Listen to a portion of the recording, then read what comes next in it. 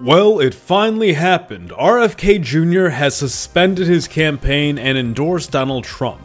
And the key word there is suspended. He has not ended his campaign yet. He is still available to be voted for in certain states. However, he is looking to remove himself from the ballot in certain key swing states so that he doesn't spoil the election and just hand it over to Kamala. RFK has acknowledged what I've been talking about since day one, that he draws more support from Trump's base than he does from the Democratic base. Kennedy on the ballot in major swing states would only hurt Trump. Now, some people are naturally a little confused by this. Why is former Democrat RFK Jr. endorsing Donald Trump? In a speech addressing the issue, RFK had essentially made the Democratic Party out to be the establishment. This is a party that is representing corrupt interests. This is a party that is representing foreign interests. This is a party intent on perpetuating the same mess that he's been trying to solve in the country. And he seems to suggest that this became more and more apparent to him as these Democratic challenges to him appearing on the ballot became more and more prevalent. To him, it seemed that there was more of an attempt to have fair play from the side of the Republicans, whereas the Democrats were constantly trying to hammer him down and keep him from challenging Joe Biden and now Kamala Harris. On the side of the Democrats, this is very understandable. RFK doesn't really represent what the average liberal Democrat wants. RFK has a lot in common with old Labor Democrats, of course, but many of those old Labor Democrats, in the present day, tend to lean Republican. The simple fact is, so many of RFK's core policies are just unpalatable to the average liberal Democrat. RFK questions vaccine mandates and the narrative around the coronavirus. He questions funding Ukraine and other foreign endeavors. He talks about the deep state and the establishment in a way that evokes a lot of thoughts of Trump, and in the minds of a lot of left-wingers makes them think of him as something of a right-wing conspiracy theorist. Of course, this isn't speaking of all Democrats, but the core of the Democratic base, that socially liberal core bolstered by the neoliberal establishment. This really doesn't align with RFK's agenda at all.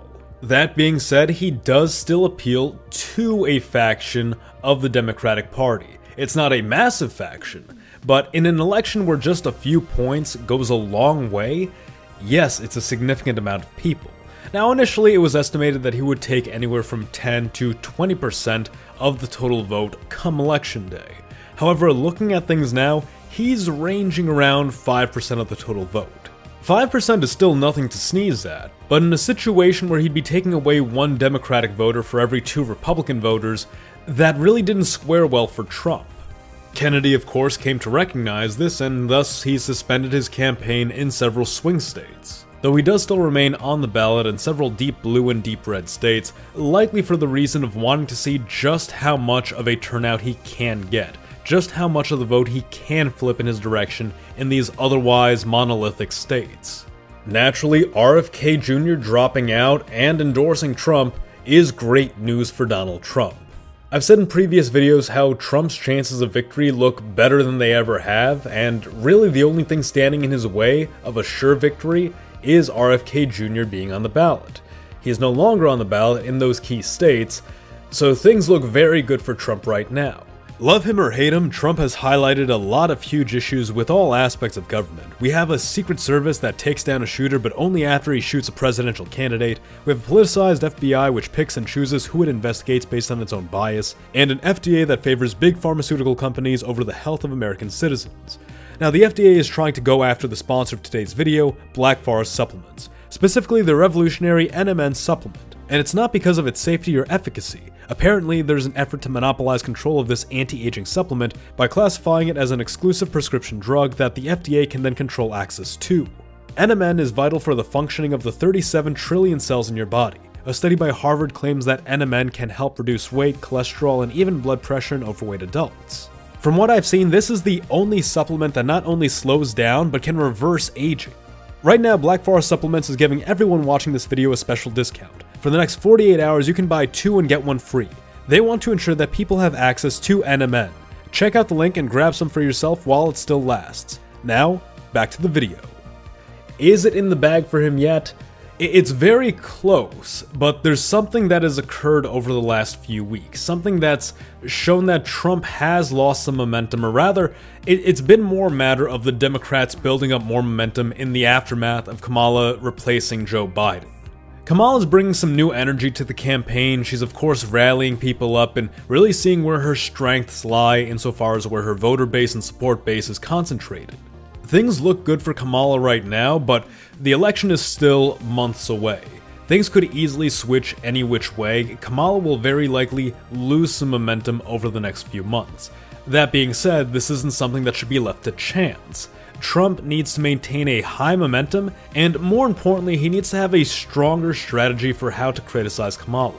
His strategy so far has really been on the level of personal attacks, and you can't blame him too much. This has been the strategy that the Democrats have been using against him. A lot of their attacks are personal attacks. If you listen to what not even Kamala, but the news commentators, the social commentators all around her say, it's all, Trump is weird, Trump is wacky, Trump is mentally ill, this, that, and the other. It's not really attacking the Trump policy. When they talk about Trump policy, what do they talk about? They say, oh, well, Project 2025, January 6th. It's like, these aren't deep attacks. This is very, very shallow. And Trump is making the same mistake. He's going for shallow attacks, and unfortunately for him, his shallow attacks don't stick as well as the Democrats' shallow attacks do. Many people in the Republican Party have been saying that Trump needs to stop attacking Kamala Harris on her identity. It doesn't work. It's very evident. The idea of criticizing Kamala for being biracial or for identifying more with one than the other when it's convenient for her, this might appeal to some conservatives, but this doesn't reach across the aisle. This doesn't get Democrats to start thinking about this. What they care about is that she is what she is. She is a female person of color running for the presidency on a fairly progressive platform and making appeals to all sorts of social liberal values. Of course they're going to stick with her. You can't really drive them away with these types of personal attacks. Attacks on her policy, on the other hand, this is where you can start to sow doubt. This is where you can start to drive a gap between her and her following. The simple fact is that Kamala Harris has been very ambiguous about her policy. Sure, she'll talk about things here and there in small details, but she doesn't go in depth. This is something else that Trump is kind of guilty of too, because he's got a lot of great policies he's laid out. He's talking about building freedom cities. He's talking about beautifying currently existing cities. He's talking about free college. Trump is talking about free college and he doesn't talk about it. This would be such an easy way to appeal to the younger demographic. It's like, oh, well, I'm going to vote for Kamala because she's promising me, debt forgiveness and free college, and Trump isn't. It's like, yeah, Trump is promising that too. At least on the side of free college, he's also got that on his platform, but he doesn't talk about it. Trump has let the left basically cram a bunch of words in his mouth. Basically, in the eyes of the left, they've been saying Project 2025 is Trump's platform and that's the end of the story. No, it's not. There's so much more complexity to it than that. And instead of clarifying his platform, instead of attacking Kamala on her weak platform and her ambiguity about what exactly she stands for, he goes for the personal attacks. That's got to change, and I think with RFK in his corner, we're going to start to see a lot more of that. It was very heartening hearing that, like I said in my previous video, he is going to start borrowing more from RFK. He's been able to fill a major gap in the Republican policy, which is that they don't have any real healthcare policy, by saying, we're going to start working toward eliminating chronic illness. He's literally borrowing the Kennedy platform. Now that Kennedy's recognizing that, look, I'm probably not going to be able to actually win the presidency with how the Democrats have impeded me.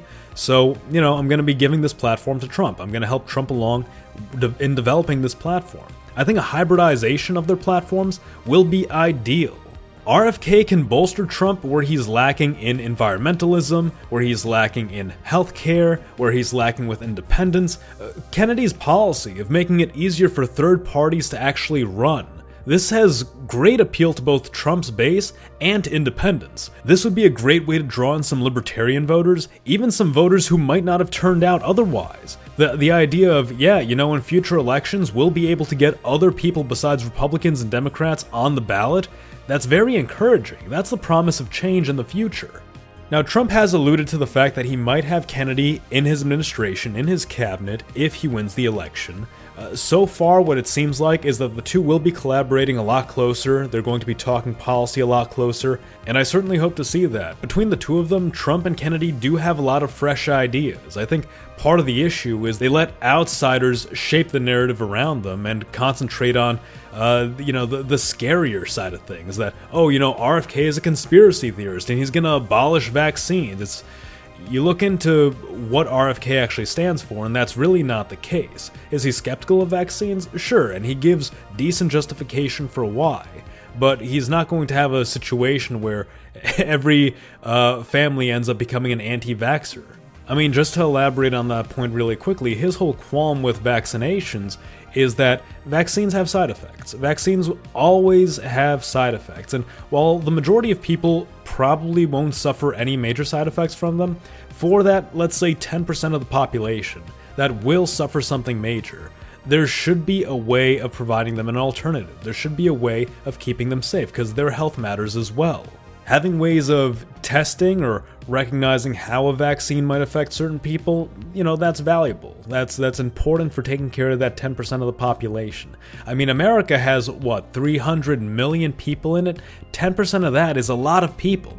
Genuinely, I want to see Trump and Kennedy develop this hybridized unity platform, something that the majority of Americans can get behind, something that actually has the well-being of, not even just conservatives in mind, but every American, something that aims to make life better for all Americans. I really do think they have the potential to do that. They just really gotta get their act together and have a real game plan.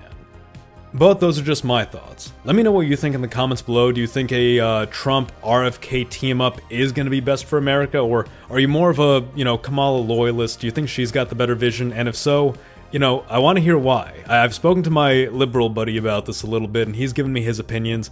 I disagree, but, I'd like to hear your thoughts in the comments as well. Like the video if you enjoyed it, and subscribe for more. Mr. Z, out.